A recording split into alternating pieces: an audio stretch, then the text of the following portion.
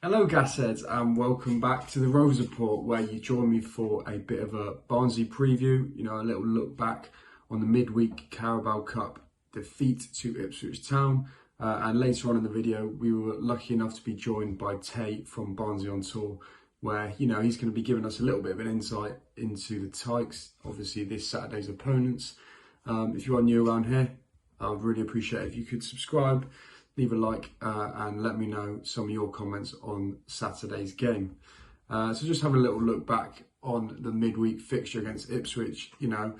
Like I said in the video, for me, it's not that important that we progress in the cup. Obviously, you want to be winning football games. You want to be building that momentum. But going away to Portman Road is obviously a tricky task, and it proved a little bit too much for us on the night. I think by all accounts, we started off pretty poorly.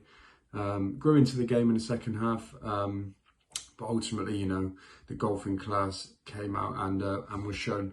I think positives from the game is more minutes in people's legs, more time to build relationships, and it sounded like Kramer in particular had a very good game. So, I think I'll be doing my team selection later on in this video, but it sounds like a lot of people want to see him partnering James Wilson on the weekend. I think fans that were actually attended the game and fans that watched it through various streams that I follow, it sounds like, he had a really good game. So it'll be interesting to see if we can fit him into that team. Looking ahead to Barnsley, they obviously had probably the most eye-catching result of the whole EFL opening weekend with that 7-0 victory at home to Port Vale. I think from what I've heard, and from all accounts really, they probably weren't expecting that, and it's a bit of an outlier, that result. I think, I don't think Port Vale were that poor. Typically they're quite a well set up defence. Barnsley, obviously lost some of their key strikers this summer. Have Devante Cole up top, Max Waters they brought back to the club. But, 7-0, it's one of those freak results, isn't it? Do you know what I mean? You might get one of them every 4 or 5 years. We've certainly had ours.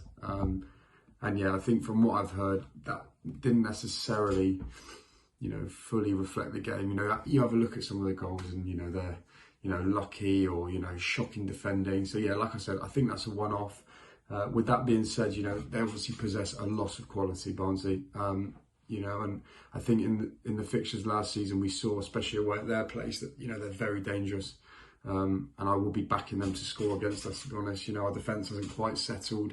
The way Barton and Mangan like to set up as we go for games. So I would be expecting, I'd expect us to score, and I'd expect them to score.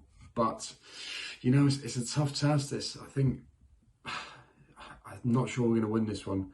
I just think there's something about them, they seem like they mean business this year. Obviously, they lost midweek, similar to us. But yeah, a 7-0 win at home on the first day of the season, that's a scary thing as Rovers coming into it. But yeah, I'm going to hand over now to Barnsley on Tour to give you guys a bit of an insight, and I'll be back afterwards for my team selection.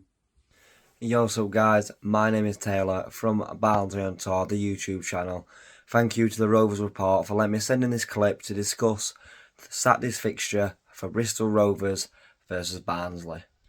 We're making the long trip down to Bristol on Saturday. Around 3 hours 45 is going to be for us Barnsley fans. A long one, but hopefully it'll be worth it. We obviously take on Bristol Rovers, who were started the season with a 1-1 draw against Portsmouth. A good point on the road, to be fair. Luke Thomas, the ex-Barnsley man, getting on the score sheet. Obviously, we had him last season. He's left. Come to you guys. Got on the score sheet and looked like he had a good game. And looked like he's probably going to have a good season. And knowing our luck, he'll probably bag a goal against us. Obviously, we've only been given 500 tickets, so I do believe we sold out of the allocation because the stand behind your goal has been reconstructed or whatever it is. But we'll fill that away and hopefully look forward to a good game. We come into this game off the back of a 7-0 win at Port Vale. I'll be honest, I expected a win, but not 7-0. That is crazy. Right before the season started, we got rid of one of our better strikers. Norwood to Oldham, a crazy move, but there's some stuff behind the scenes we don't know. So we was all wondering where the goal's going to come from. We obviously had Devante Cole from last year. We re-signed Max Waters, and we signed 2 more strikers in. Ollie Shaw, obviously we had him last year, but he didn't play. And also Andy Dallas, who was at Rangers, and also Chesterfield. With them front four, I wasn't too optimistic with goal scoring, but we proved that we can do it and we've got the capability to do it.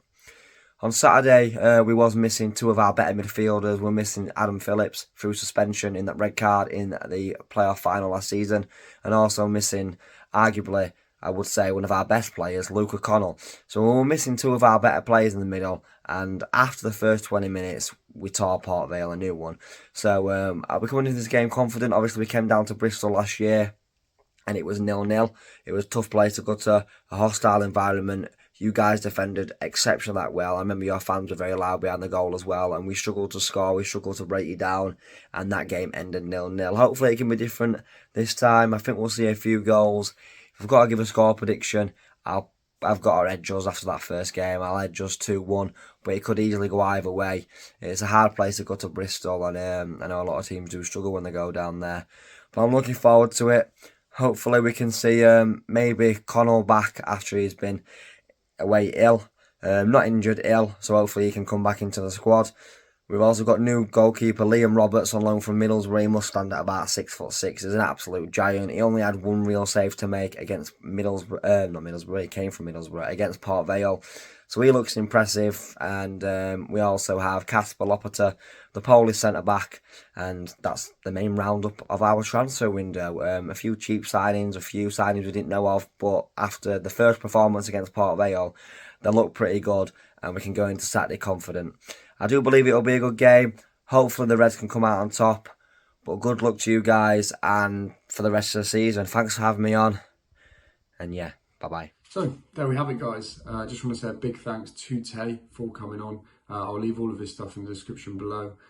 He took time out of his day to make that video for you guys and give you a bit of insight. So, yeah, as I said, I'm very thankful for him. But moving on to my team selection. Now, in goal, I think it's a fairly obvious one. You know, I'll stick with Cox. He played midweek. And as I said previously, you want him to build up his confidence, build up those relationships. And also, I think, to be honest, you know, regardless of that, I think he actually looks the better goalkeeper. You know, it's a shame for Belshaw that he's probably going to be phased out this season, but ultimately, you know, it's professional football. There's no handouts, and, you know, Cox is performing well. He fits our style of play. So, yeah, like I said, no changes there for me.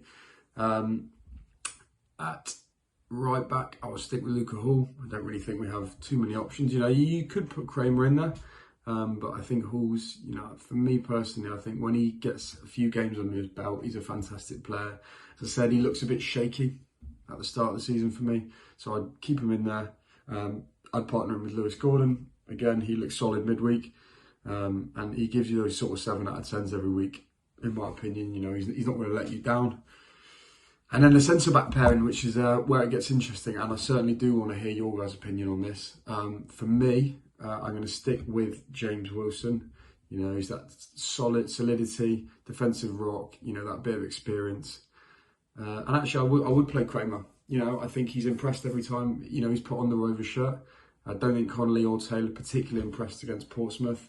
I think Connor Taylor probably needs a bit more time to bed in, but, you know, Kramer's come straight in and he's been fantastic. Great on the ball, aggressive, you know, he's a big lad. So I think put him in there.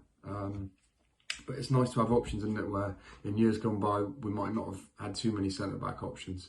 Moving into the midfield then, and this sort of picks itself, I believe. You know, if we're going to be playing that attacking four, you've got to have the two anchors, which, of course, is going to be Finley and Ward. You know, there might be shouts for Josh Grant to come back in, but no, it's too early for me. Not just based on his fitness, but, you know, he hasn't proved himself in the last couple of years, to be honest. So, yeah. I would just stick with the same two in midfield. Ahead of that, you know, I think it's probably fairly likely that, you know, you're going to keep Thomas, certainly. I think Giovanni Brown's earned his place. You know, there's a few shouts on Rovers Twitter and forums for Aaron Collins to be dropped. You know, he's one of those players that you leave him on because you know at any moment he could produce something magic. So, yeah, and I'll be going for Marquis up top. And yeah, unchanged front four for me from the Portsmouth game. Let me guys know what you think. So there we have it, guys. That is my Barnsley preview for this weekend. I'm going to go with a 2-2 draw. Let me guys know what you think is going to happen, and I will see you on Saturday evening.